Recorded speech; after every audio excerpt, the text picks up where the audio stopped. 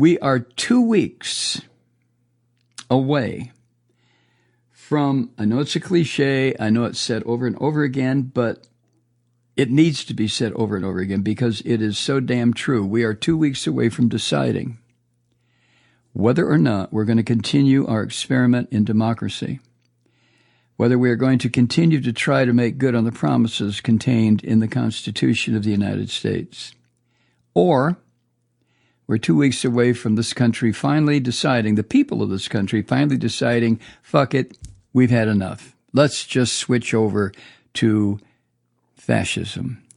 Millions, tens of millions of people in this country have been raised on religious fascism without even knowing it.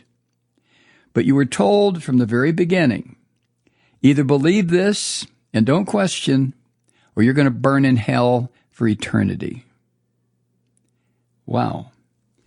The politics of this year are not dissimilar from that because Trump is a beast. He really, truly is.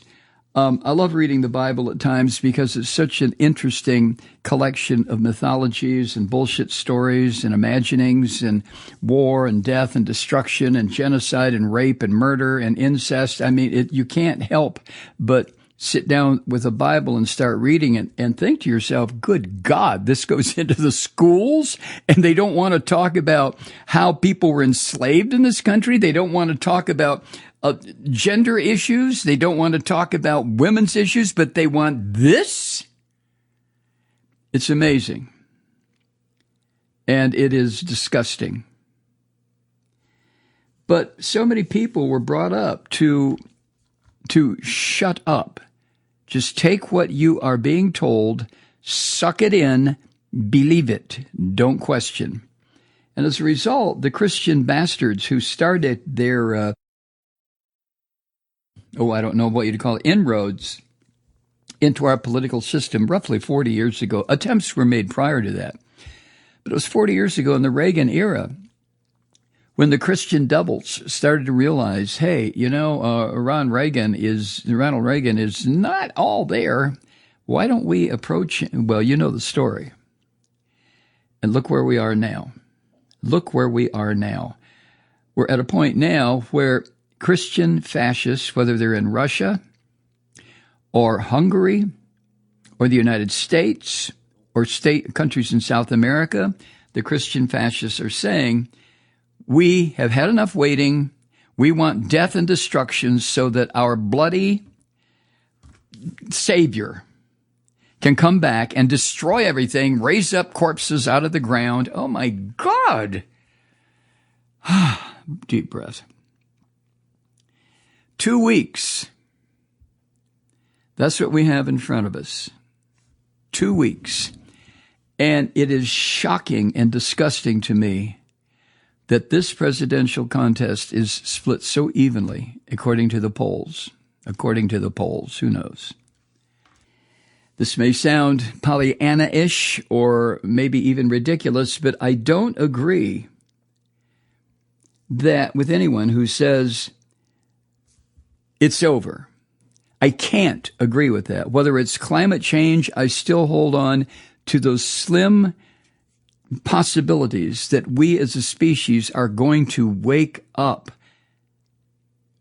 and do something to save our own lives.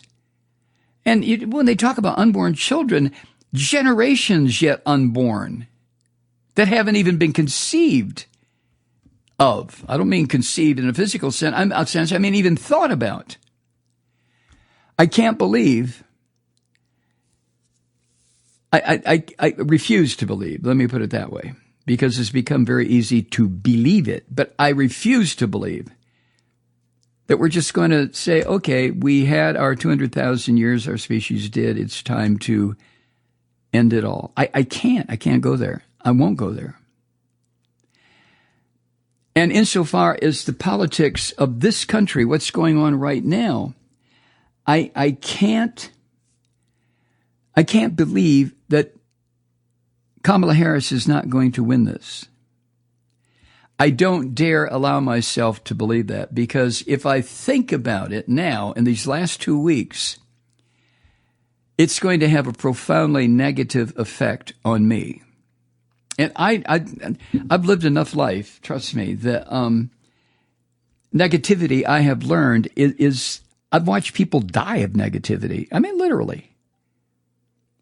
People who make themselves sick with cancer or heart disease or strokes or what, traffic accidents or overdosing on drugs or alcohol. I've watched it happen to people in this long, crazy journey that I've been on.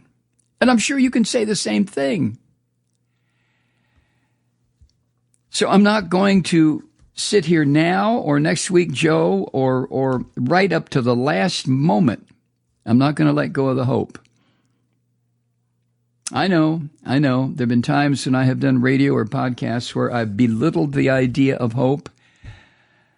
I've belittled the idea of faith. There's there's a word that prefaces faith that I think is appropriate, blind faith. I don't want to be accused of having blind faith. Hope is something different, I think. I really do. Hoping that things resolve. Hoping that, to put it in a childish way, that the bad guys lose and the good guys get to ride off into the sunset. And by guys, I mean men and women, you know.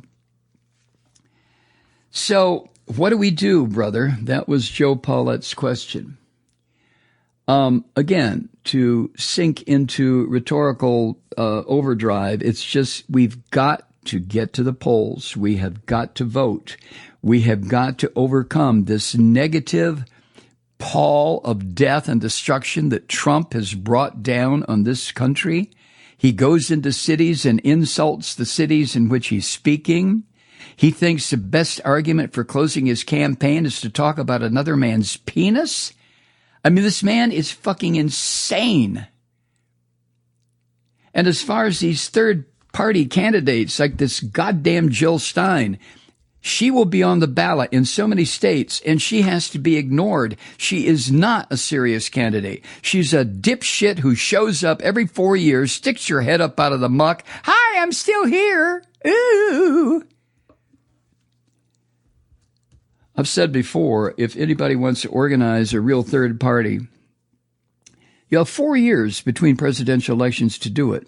But when do you hear of Jill Stein? Except maybe 6 months before an election, and this one that is absolutely critical. And in 2016, when all of a sudden she pops up out of the muck because Hillary Clinton looked like she was going to just destroy Donald Trump and did beat his ass by 4 million votes. But they were 4 million votes in the wrong state. California? That's the wrong state? And Georgia is the right state? OMFG. So, what do we do, brother? Well, Joe, at the risk of being unnecessarily repetitious, we vote. We take people with us to vote. I did not take anyone with me when I went to vote on the first day of early voting here in Georgia. But my plan is to organize around civic centers or the nursing homes or any place I can go where people need a ride to the polls. I will do it. This is not an election between two political parties by any stretch of the imagination. This is an election, as Kamala Harris has said over and over again, this is an election about freedom or enslavement. And 25% of the population of this country, maybe even more, understands the term slavery or enslavement, whether it's literal or political or based on religion. So many people in this country understand in a visceral way what enslavement is. And I am hoping that does not manifest where we slip into a kind of spiritual, political enslavement. Hi, Truth Seekers. Mike Malloy here. You know, the Progressive Voices Network brings you commercial-free commentary from today's leading progressive radio hosts and pundits, like me, Mike Malloy. 24 hours a day.